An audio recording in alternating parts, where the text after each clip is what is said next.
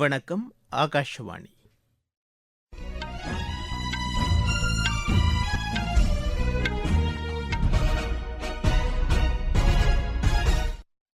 செய்திகள் வாசிப்பவர் முகமது.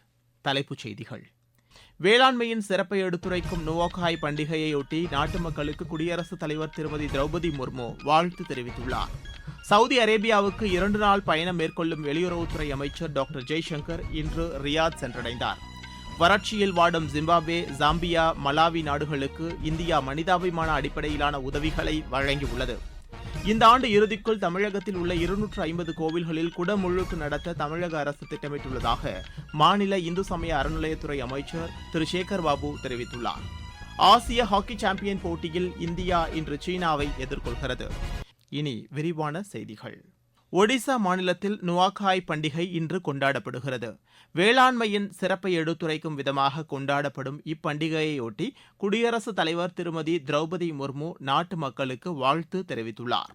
அவர் வெளியிட்டுள்ள சமூக வலைதள பதிவில் நாட்டில் உள்ள அனைத்து விவசாயிகளுக்கும் நன்றி தெரிவிக்கும் விதமாக இப்பண்டிகை கொண்டாடப்படுகிறது என்று குறிப்பிட்டுள்ளார்.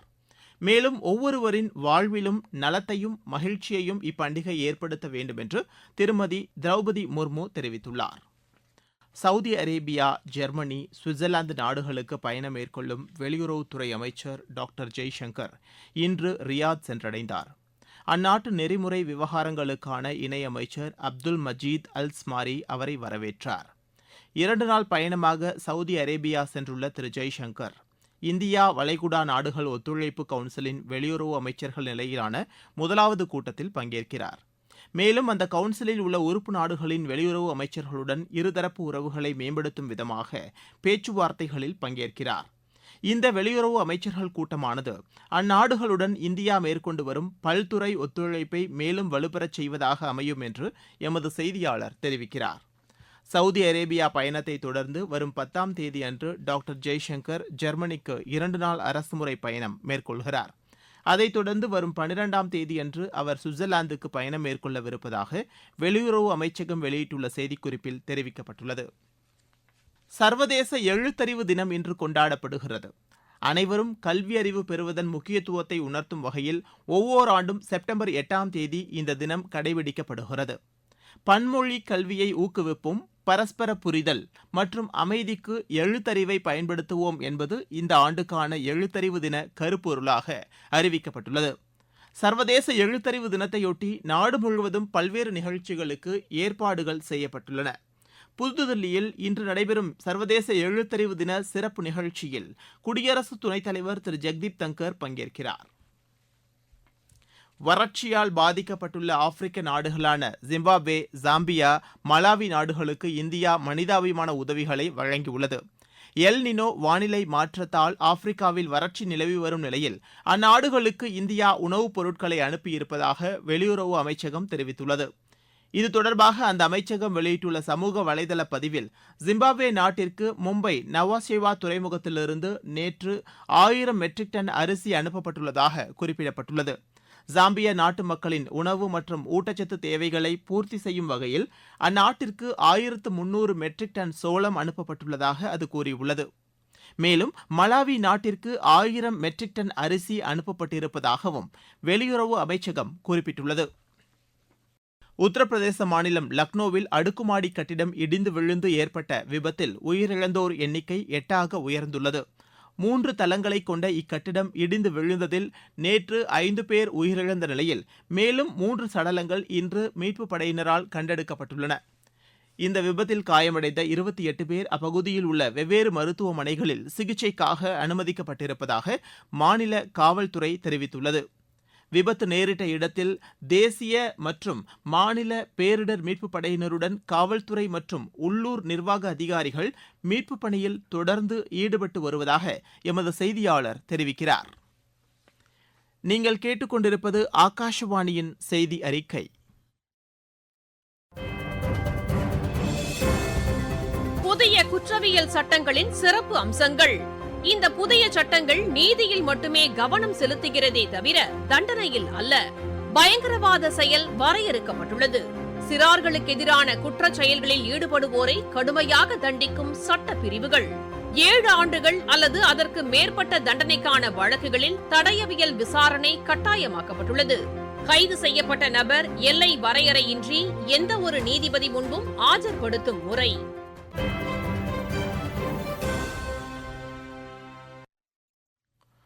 அபுதாபி இளவரசர் ஷேக் காலித் பின் முகமது பின் ஜயத் அல் நஹ்யான் 3 நாள் அரசுமுறை பயணமாக இன்று இந்தியா வருகிறார்.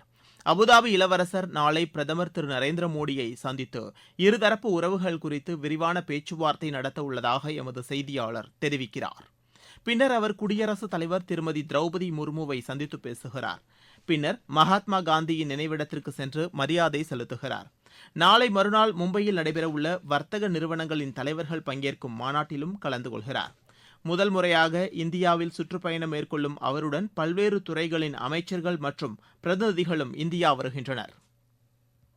ஜம்மு காஷ்மீர் சட்டப்பேரவைத் தேர்தலுக்கான பிரச்சாரத்தில் அரசியல் கட்சிகள் தீவிரமாக ஈடுபட்டு வருகின்றன.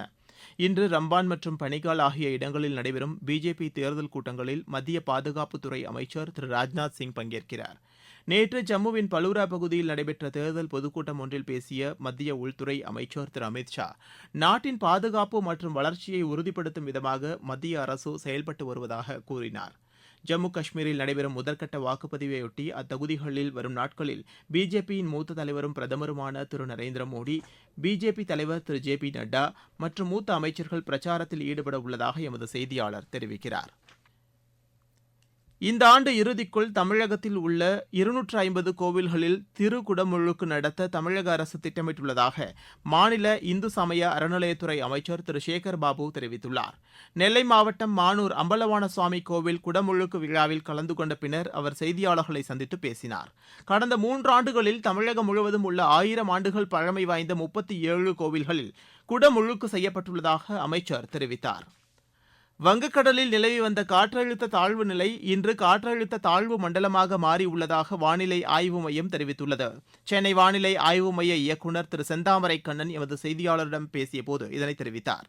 நேற்று வடமேற்கு வங்கக்கடல் பகுதிகளில் நிலவிய ஆழ்ந்த காற்றழுத்த தாழ்வு பகுதி இன்று காலை காற்றழுத்த தாழ்வு மண்டலமாக வலுப்பெற்று ஆந்திர மாநிலம் கலிங்கப்பட்டினத்திற்கு கிழக்கே 310 கிலோமீட்டர் தொலைவிலும், ஒரிசா மாநிலம் கோபால்பூருக்கு தென்கிழக்கே 260 கிலோமீட்டர் தொலைவிலும் நிலை கொண்டுள்ளது.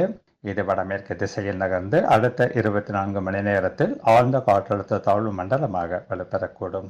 வானிலை முன்னறிவிப்பை பொறுத்தவரை தமிழகம், புதுவை மற்றும் காரைக்கால் பகுதிகளில் அடுத்த 2 நாட்களுக்கு ஓரிரு இடங்களில் இடி மின்னலுடன் கூடிய லேசானது முதல் மிதமான வரை மழைக்கு வாய்ப்புள்ளது.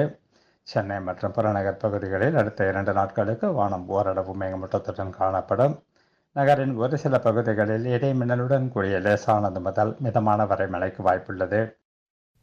இதற்கிடையே வங்கக்கடலில் ஏற்பட்டுள்ள வானிலை மாற்றம் காரணமாக தூத்துக்குடி துறைமுகத்தில் 1ஆம் எண் புயல் எச்சரிக்கை கூண்டு ஏற்றப்பட்டுள்ளதாக எமது செய்தியாளர் தெரிவிக்கிறார். ஆசிய ஹாக்கி சாம்பியன் போட்டி சீனாவில் இன்று தொடங்குகிறது. இந்தியா, சீனா, ஜப்பான், பாகிஸ்தான், கொரியா, மலேசியா ஆகிய நாடுகள் இதில் பங்கேற்கின்றன. ஹாலோன்பை நகரில் இன்று நடைபெறும் ஆட்டத்தில் இந்தியா சீனாவை எதிர்கொள்கிறது. இது பிற்பகல் மணி 3:30க்கு தொடங்குகிறது. கடந்த 10 நாட்களாக நடைபெற்று வரும் பாரிஸ் பாராலிம்பிக் போட்டிகள் வண்ணமிகு கலை நிகழ்ச்சிகளுடன் இன்று நிறைவடைகிறது.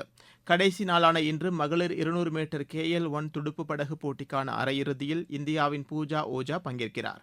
இப்போட்டியில் இதுவரை 7 தங்கம், 9 வெள்ளி, 13 வெண்கலம் உட்பட மொத்தம் 29 பதக்கங்களுடன் இந்தியா 16வது இடத்தில் உள்ளது. மீண்டும் தலைப்புச் செய்திகள். வேளாண்மையின் சிறப்பை எடுத்துரைக்கும் நுவாகாய் பண்டிகையையொட்டி நாட்டு மக்களுக்கு குடியரசுத் தலைவர் திருமதி திரௌபதி முர்மு வாழ்த்து தெரிவித்துள்ளார். சவுதி அரேபியாவுக்கு 2 நாள் பயணம் மேற்கொள்ளும் வெளியுறவுத்துறை அமைச்சர் டாக்டர் ஜெய்சங்கர் இன்று ரியாத் சென்றடைந்தார். வறட்சியில் வாடும் ஜிம்பாப்வே, ஜாம்பியா, மலாவி நாடுகளுக்கு இந்தியா மனிதாபிமான அடிப்படையிலான உதவிகளை வழங்கியுள்ளது. இந்த ஆண்டு இறுதிக்குள் தமிழகத்தில் உள்ள 250 கோவில்களில் குடமுழுக்கு நடத்த தமிழக அரசு திட்டமிட்டுள்ளதாக மாநில இந்து சமய அறநிலையத்துறை அமைச்சர் திரு சேகர் பாபு தெரிவித்துள்ளார். ஆசிய ஹாக்கி சாம்பியன் போட்டியில் இந்தியா இன்று சீனாவை எதிர்கொள்கிறது. இத்துடன் செய்தி அறிக்கை நிறைவு பெற்றது.